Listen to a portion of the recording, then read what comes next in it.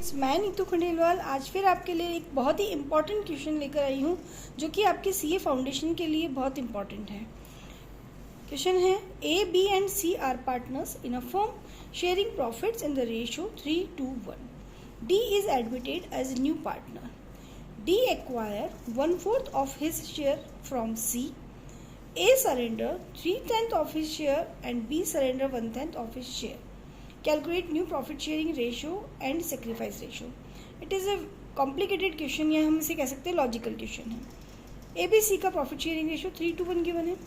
यहाँ D जब admit हो रहा है तो D अपने शेयर का 1/4 C से ले रहा है। D acquire 1/4 of his share from C. D अपने शेयर का 1/4 C से ले रहा है।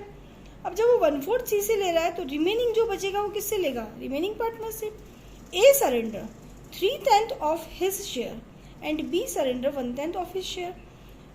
A अपने स्वयं के शेयर का, खुद के शेयर का 3/10 दे रहा है, यानी 3/6 का 3/10, एंड B अपने शेयर का सरेंडर कर रहे हैं 2/6 का 1/10। इस तरह से ये क्वेश्चन है आपका।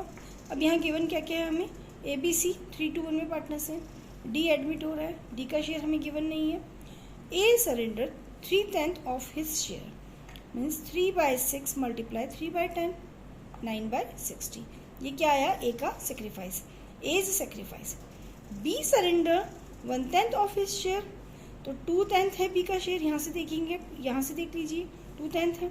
2/10 का हमने 2/6 है, 2/6 का 1/10 जब हम निकालते हैं तो हो जाता है 2/60। ठीक है।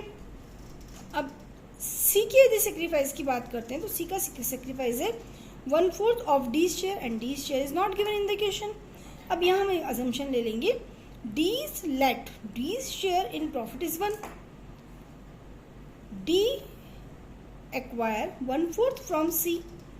तो हम रिमेनिंग पार्टनर से कितना लेगा? 1 - 1/4 यानी 3/4। किससे? A और B से। हम इसे ऐसे भी लिख सकते हैं 3/4 is equals to A's sacrifice प्लस B's sacrifice। या हम ऐसे भी लिख सकते हैं 3/4 इज इक्वल्स टू 9/60 एंड 2/60। इन दोनों का सम 3/4 के इक्वल है। या ऐसे भी लिखा जा सकता है 3/4 इज इक्वल्स टू 11/60। ठीक है, यहाँ तक तो हमें कोई प्रॉब्लम नहीं है। ये हमने जो क्वेश्चन ने कहा था वो सॉल्व कर लिया। अब हम ए का न्यू प्रॉफिट शेयरिंग रेशो, यदि हमें 3/4 की वैल्यू गिवन है 11/60 तो हम 1 की वैल्यू फाइंड कर सकते हैं। 1 की वैल्यू फाइंड करने के लिए क्या करना होगा? 11/60 मल्टीप्लाई, जब इसको इधर लेकर आएंगे तो रिवर्स हो जाएगा, तो ये हो जाएगा हमारा 44/180, जो किसका शेयर होगा? डी का शेयर। क्यों? क्योंकि 1 की वैल्यू हमने फाइंड की है और 1 को हमने क्या माना था? डी का शेयर माना था। यहाँ तक अभी हमें डी के शेयर की वैल्यू पता चल गई है। अब डी का शेयर पता चल गया तो हम सी का सेक्रीफाइस फाइंड कर सकते हैं। डी के शेयर का 1/4 हमारा सी का सेक्रीफाइस है। यहाँ तक हमारा डी का सारा काम हो गया। अब हम ए का new profit sharing ratio find करेंगे। 3/6 जो इसका ओल्ड प्रॉफिट शेयरिंग रेशियो है, इसमें से इसका सेक्रीफाइस रेशियो जो हमने फाइंड किया था उसको डिडक्ट कर देते हैं तो, और उसका एलसीएम लेते हैं तो हमारे पास आ जाता है 63/180। बी का न्यू प्रॉफिट शेयरिंग रेशियो हम फाइंड करते हैं 2/6 - 2/60। ये हमने यहाँ से पिछली पेज में से सेक्रीफाइस बी का फाइंड किया था। 2/6 में से 2/60 को लेस करते हैं एलसीएम लेके तो हमारा आता है 54/180। ये बी का भी न्यू प्रॉफिट शेयरिंग आ गया। सी का न्यू प्रॉफिट शेयरिंग रेशियो 1/6 - सी सेक्रीफाइस। सी का सेक्रीफाइस किसके इक्वल है? डी के शेयर के 1/4 के इक्वल। तो मैंने यहाँ एक कॉलम बना के उसको लिखा है 1/4 मल्टीप्लाई 44/180 इज इक्वल्स टू 11/180। ये हमारे सी का सेक्रीफाइस हो गया। अब सी के ओल्ड रेशियो में से सी के सेक्रीफाइस को डिडक्ट कर देते हैं, एलसीएम लेते हैं 19/180। ये हमारा सी का न्यू प्रॉफिट शेयरिंग रेशियो हो गया। इक्वलाइज कर लेते हैं ए बी सी डी।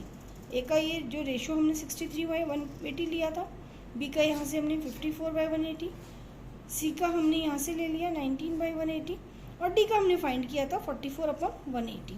इनको हमने इक्वलाइज कर लिया। सेक्रीफाइस रेशियो की बात आती है। ए का सेक्रीफाइस हमने 9/60 फाइंड किया था, बी का हमने 2/60 फाइंड किया था एंड 11/180 सी का हमने फाइंड किया था। इन्हें जब इक्वलाइज किया तो सेक्रीफाइस रेशियो हो गया हमारा 27/27 रेशियो 6:11।